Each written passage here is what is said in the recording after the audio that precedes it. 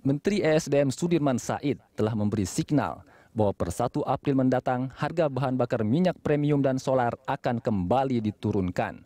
Bahkan penurunannya akan cukup signifikan meski tidak mencapai angka Rp1.000 per liter.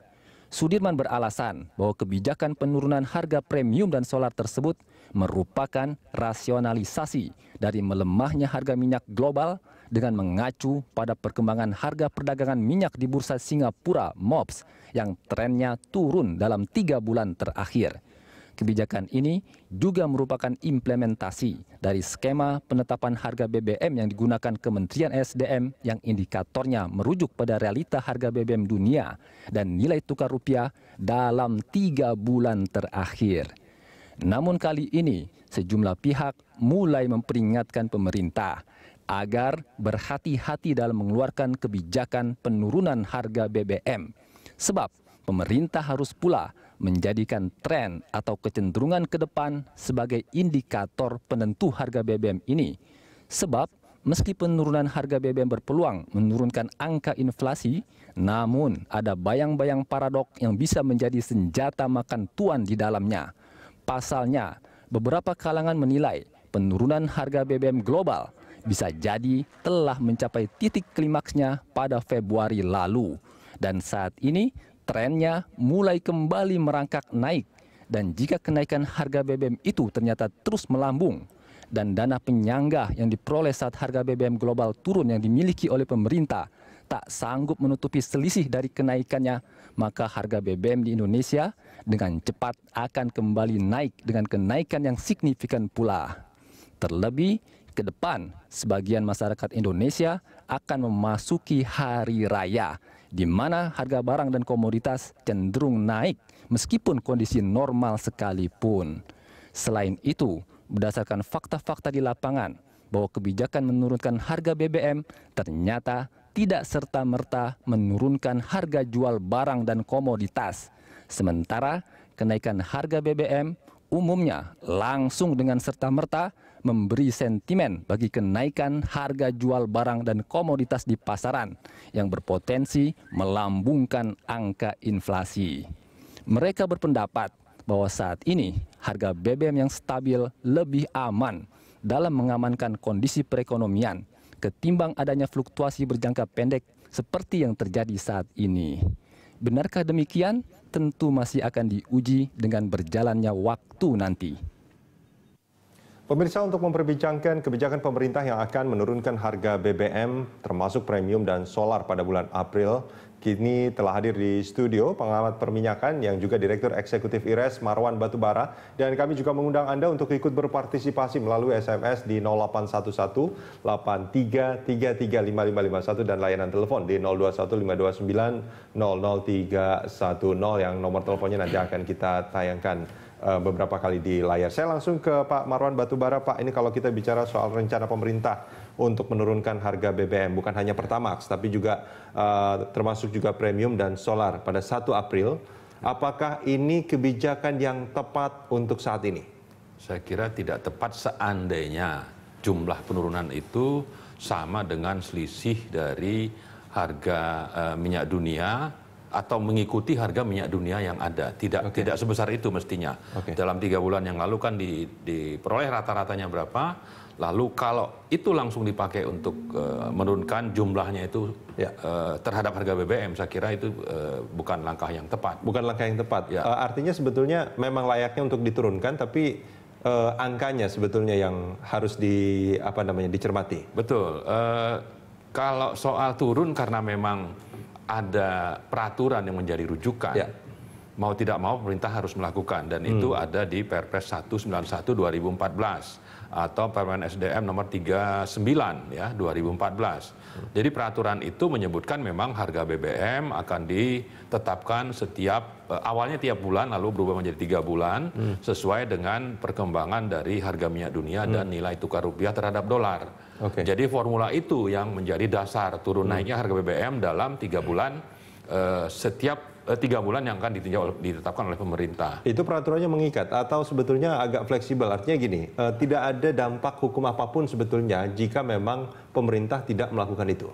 Kalau dampak hukum mungkin ya dampak politik ya, namanya kebijakan kalau sudah ditetapkan dalam peraturan ya harus diikuti. Siapa yang akan mengikuti kalau bukan pemerintah itu sendiri? Mereka buat aturan, mereka harus ikuti. Itu. Artinya kan gini, kalau kebijakan itu ternyata akan menjadi buah si malakama, akan menjadi bumerang bagi pemerintah sendiri. Bukankah ini juga sebetulnya harus ada formula lain sebetulnya supaya itu tidak menjadi masalah di depan? Betul, sebaiknya memang kalau peraturan itu dianggap tidak sesuai dengan kebutuhan situasi yang berkembang, kepentingan orang banyak, kepentingan negara, ya bisa saja pemerintah itu merevisi peraturan itu. Tapi kalau itu tidak dilakukan ya mengikuti apa yang sudah ada, cuma diumumkanlah kepada masyarakat seandainya turunnya itu hanya misalnya 20% dari yang seharusnya. Lalu yang 80% ini akan disimpan di mana, untuk apa? Dan jangan lupa itu uang milik rakyat, bukan milik negara. Nah, itulah pentingnya supaya pemerintah itu merubah peraturan yang ada untuk lebih komprehensif. Nah kalau kita melihat sekarang ini dari komposisi harga yang ada sebetulnya Pak Marwan, berapa sebetulnya kalau seandainya ini akan diturunkan, berapa yang tidak akan mengganggu ya saya kira tidak tidak harus turun sebesar yang seharusnya mengikuti formula. Itu bisa banyak angkanya begitu ya. Tapi saya kira yang lebih penting adalah ada misalnya kepentingan untuk memperhatikan tren harga minyak dunia yang sekarang akan naik lagi. Nah, kalau sekarang sebetulnya akan naik atau sudah naik trennya? Sekarang sudah naik. Sudah naik. Artinya kan ini bukan kebijakan yang tepat kalau kita bicara berdasarkan 3 bulan yang lalu. Betul. Makanya tadi kita sebutkan aturan sudah ada, mungkin jalankan saja, tapi tidak juga harus mengikuti 100% dengan cara penurunan itu tidak harus sebesar menurut formula yang ada. Ada kekhawatiran, kalau misalkan kita review 3 bulan ke depan, taruhlah sekarang diturunkan gitu ya. Terus kalau kita mereview 3 bulan ke depan itu kan sebetulnya ini kondisinya kita ada lebaran lah. Itu biasanya kan harga komoditi naik. Terus kalau misalkan premium dan solar juga dinaikkan pada saat itu pasti komoditi kenaikannya juga akan berlipat gitu.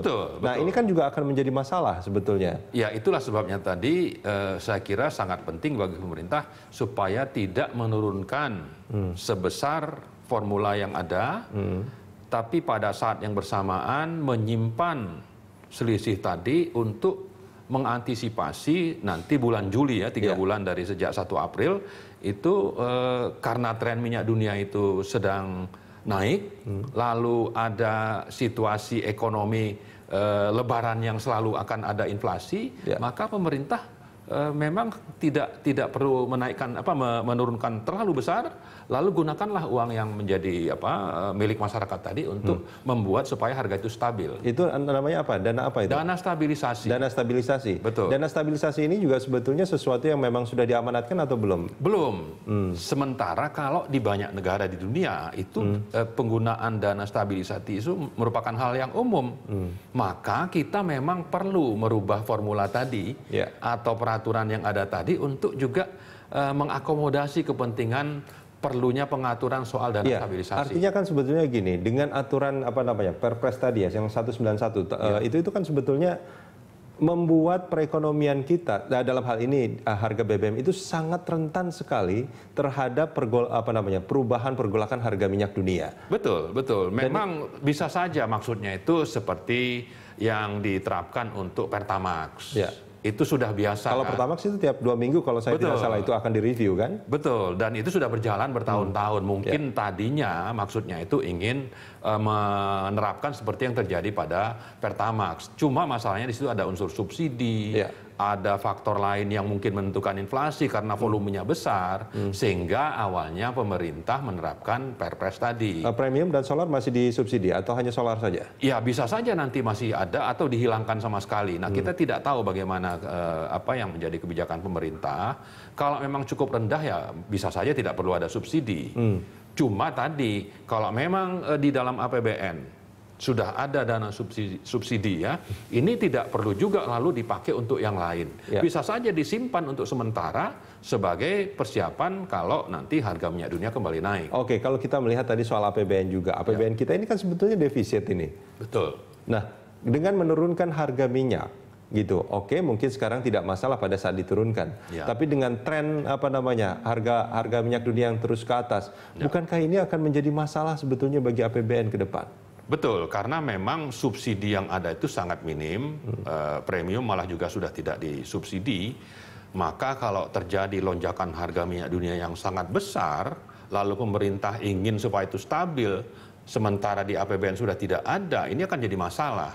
Itu sebabnya tadi kita sangat merekomendasikan supaya pemerintah itu menerapkan pola dana stabilisasi Pak Marwan, dengan adanya satu peraturan yang ditetapkan untuk itu. Kita jeda sebentar, kita akan lanjutkan di segmen berikut.